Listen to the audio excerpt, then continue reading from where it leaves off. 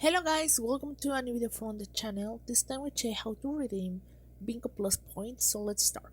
So first you have to log in into your Bingo Plus account and you have to make sure that you have a strong security internet connection and ensure to smooth and seamless process.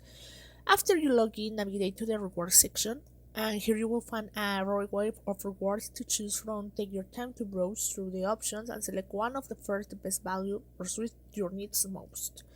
Once you made your selection, proceed to checkout page. Here you will see the total cost of your select reward in Bingo Plus points. If you have enough points, you can complete the redemption process and confirm transactions. So redemption options are goods and services, vouchers and gift cards, and donations.